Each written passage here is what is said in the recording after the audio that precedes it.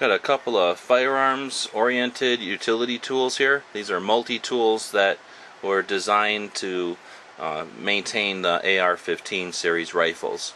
So we've got with the new Leatherman MUT. This is actually a pre-production prototype here. It hasn't actually come out yet. They'll be coming out in September. And then we've got a Brownell's tool here.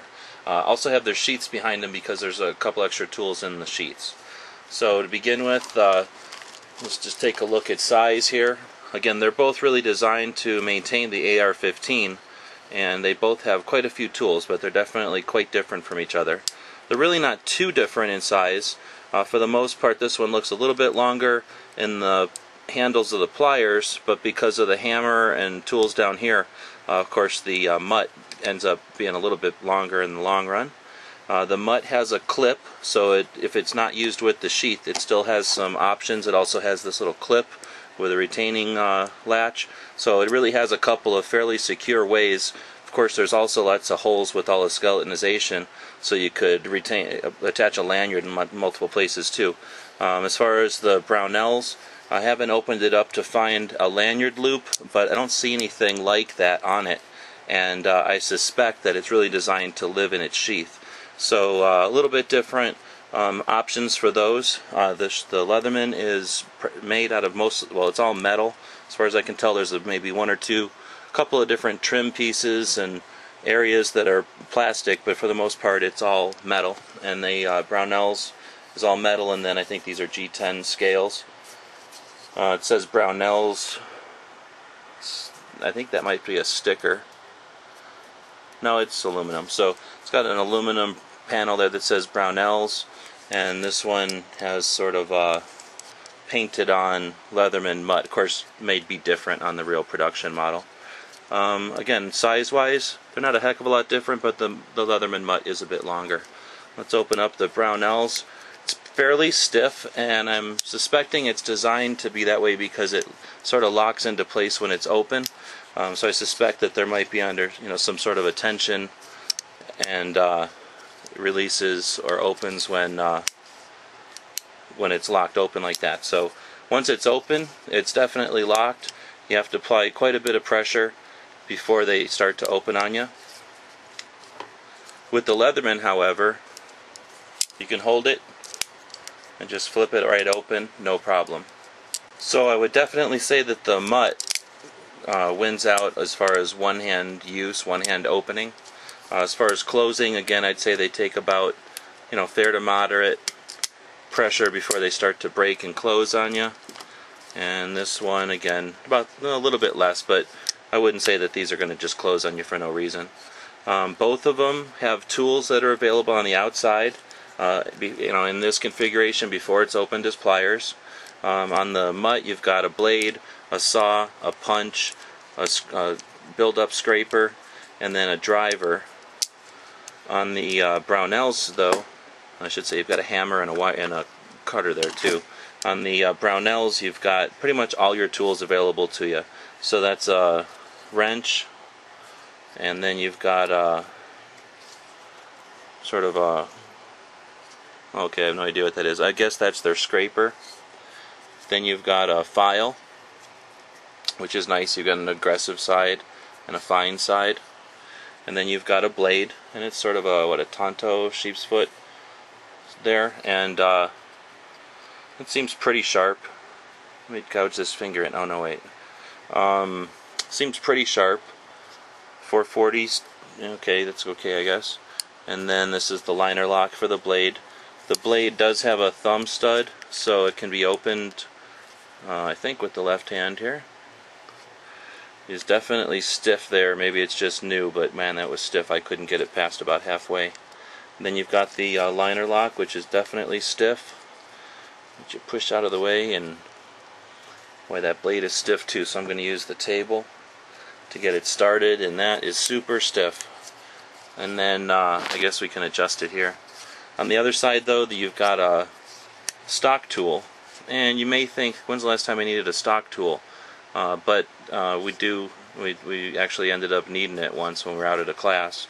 And then we've got a long sight adjustment there, and actually that's been handy also for some of the aftermarket front sights, having a long one like this was pretty handy. So anyway, that's for adjusting the front sight, which can be kind of tedious sometimes with just a bullet or whatever. And then of course you got the pliers, and on these you've got a cutting edge there that's incorporated in the jaw, and then you've got the long fine needle nose. What you're lacking is the inner pliers. They let you do a little bit more work as far as like opening things or getting a good aggressive grip onto something. It's missing that. And then of course on the Leatherman you've got replaceable cutters there where these are built into the jaws, so if they get junked up, then the pliers are basically need to be replaced. As far as opening, I'd say they're pretty much dead even there. The jaws are just a hair longer on the Brownell's tool and just maybe a bit narrower.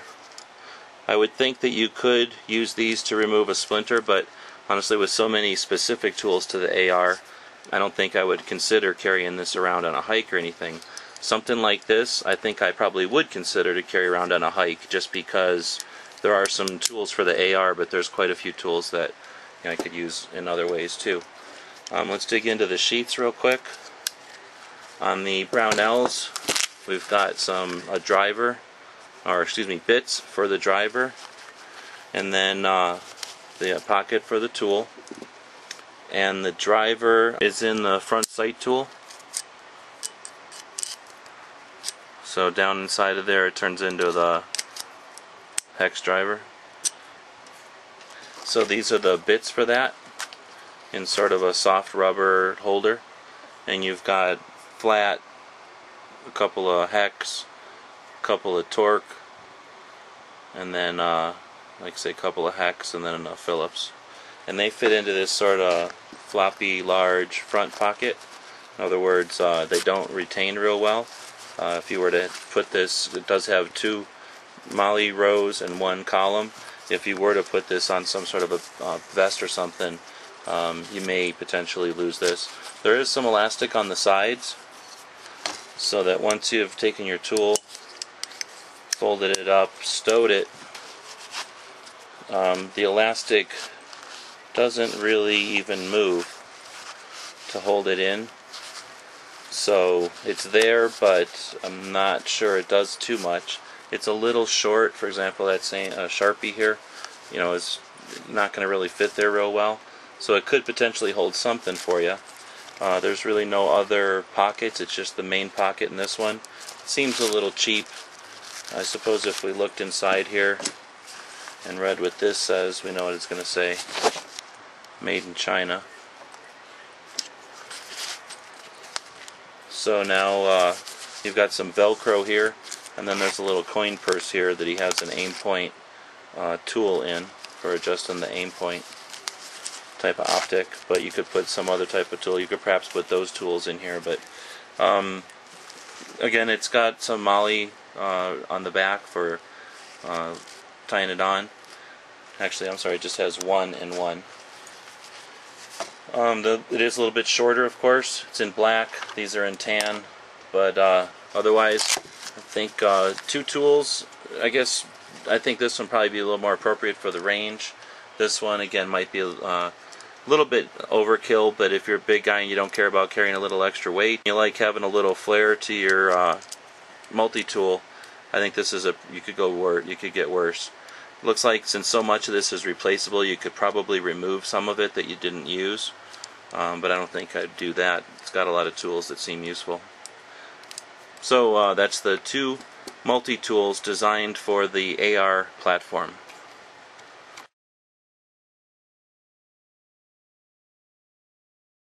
The guys and gals of GunWebsites.com encourage you to take a CCW class every year, practice at least once a month, and carry every day. Thanks for watching GunWebsites.com.